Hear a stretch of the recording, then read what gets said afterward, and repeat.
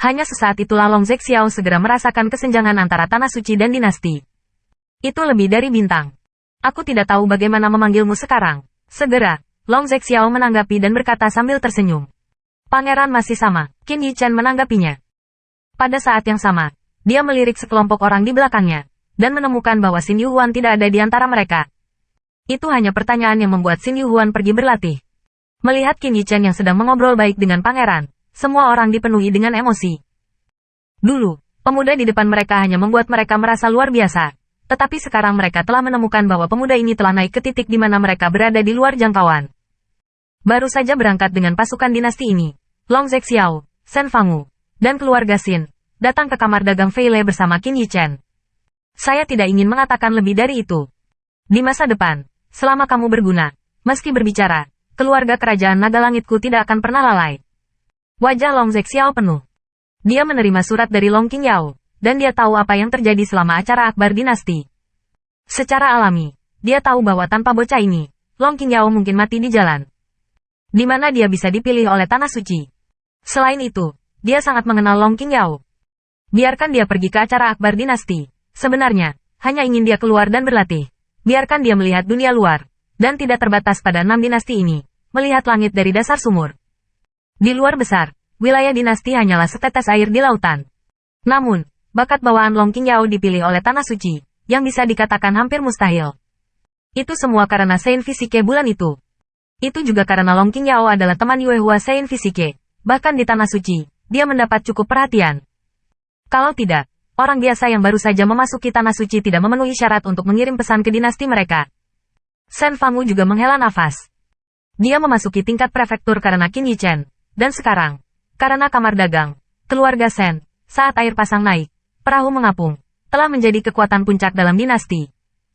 Belum lagi beberapa dinasti dan kekuatan, bahkan beberapa dinasti dan istana kekaisaran lainnya, telah memberikan kesopanan kepada keluarga Shen, untuk benar-benar menutup hubungan dengan Qin Yichen. Belum lagi keluarga Xin. Pada awalnya, Xin Yuhuan memimpin banyak pusat kekuatan keluarga Xin untuk melindungi kamar dagang tingkat tinggi, yang dianggap oleh tingkat tinggi keluarga Xin sebagai keputusan paling bijak. Mengikuti kamar dagang Feilo, keluarga Xin juga menyukai ikan di air. Di wilayah 6 dinasti, tidak ada popularitas. Bagi mereka yang telah membantu diri mereka sendiri, Qin Yichen ingat bahwa dia sama sekali tidak memegang identitasnya. Larut malam, Qin Yichen membawa angin dan salju ke 1000 secara diam-diam, datang keluar kota secara diam-diam, tempat yang indah. Alirannya jernih dan Anda bisa melihat ikan-ikan bermain di dasar sungai. Ada semua jenis bunga liar di samping sungai. Mereka bergegas membuka. Di bunga-bunga, serangga api sedang menari. Di langit, bulan sabitnya tinggi, bintang-bintangnya indah, dan pemandangannya sangat indah. Qin Yichen sedang duduk di tepi sungai dengan 1000 angin dan salju. Angin 1000 salju terhampar setengah di lengannya, kepalanya bertumpu pada lengannya, kaki putih lembut seperti batu giok, ditempatkan dengan nakal di aliran air yang dingin, terus diaduk, dan memercikkan beberapa cipratan kecil. Suasana hatinya sama cerianya dengan cipratan kecil ini. Awalnya, angin kencang dan salju 1000 hari demi hari. Saat ini, mata menyipit menjadi bulan sabit, di wajah cantik, dengan sentuhan senyum manis, tangan kecil, gambar bulat di dada Qin Yichen. Qin Yichen bersandar di batu dengan rumput liar di mulutnya, dan wajahnya juga nyaman. Begitu dia menundukkan kepalanya, dia bisa melihat wajah cantik yang membuatnya bermimpi. Di lengannya, bulu mata panjang gadis itu sedikit bergetar, matanya tampak tertutup kabut air, bibir merah dan gigi giok berkilauan dengan kilau kristal, lehernya ramping, tulang giok otot es, fitur wajah yang indah, penampilan yang memukau, dan kurva itu kabur. Tubuh giok indah di mana-mana. Hari ini, dia mengenakan gaun putih, di bawah bulan, seperti peri di bawah bulan. Hanya dengan meliriknya, Qin Yichen sudah kecanduan. Dilucuti semua debu, dalam semua pikirannya, hanya ada wajah cantik itu. Tampaknya langit dan bumi sudah tidak ada lagi, dan 10.000 benda hilang, hanya itu satu-satunya.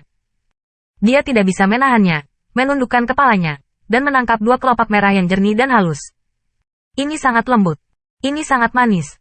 Sangat sulit baginya untuk melepaskan diri. Baginya, itu sudah menjadi hal terbaik antara surga dan bumi. Gadis itu terkejut. Buka mata yang cerah itu, saat berikutnya, tetapi mata yang menawan itu seperti sutra. Dia menjawab dengan canggung dan canggung. Lidah harum mungil terlempar, rasa gatal, melewati seluruh tubuh, kelembutan mengalir dari dalam tenggorokannya.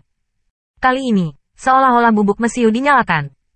Qin Yichen memeluknya erat-erat, merasakan kelembutan dan kelembutannya. Sepertinya dia tidak sabar untuk memasukkannya ke dalam tubuhnya. Ciuman ini sepertinya berlangsung selamanya. Akhirnya, dia dengan enggan meninggalkan bibir yang sedikit bengkak dan halus. Bibir keduanya saling menempel, dan sepertinya enggan untuk berpisah. Bukannya dia tidak mau melanjutkan, tapi dia terus takut tidak akan bisa mengendalikan dirinya sendiri. Kepergiannya membuat gadis dalam pelukannya dengan mata terbuka, matanya basah kuyup, bibirnya bergerak bersama, dan dia tampak enggan untuk pergi, dan dia sepertinya dipanggil. Kamu menggiling goblin kecil. Telapak tangan Qin Yichen menyentuh wajahnya yang merah cantik, dan matanya penuh cinta dan nostalgia. Dia tidak tahan untuk menyakitinya. Dia adalah segalanya baginya.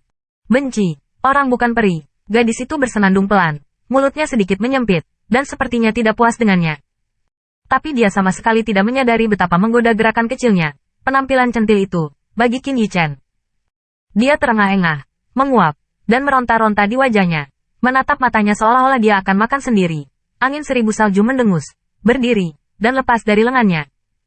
Di bawah bulan, gadis itu mengejar fire insect di tepi sungai dan bunga, dan tawa ringan terus keluar. Qin Yichen berdiri diam, melihat gambar di depannya. Bukankah itu yang dia nanti-nantikan? Hatinya tidak pernah begitu puas. Bahkan jika dia disucikan, dia tidak begitu puas.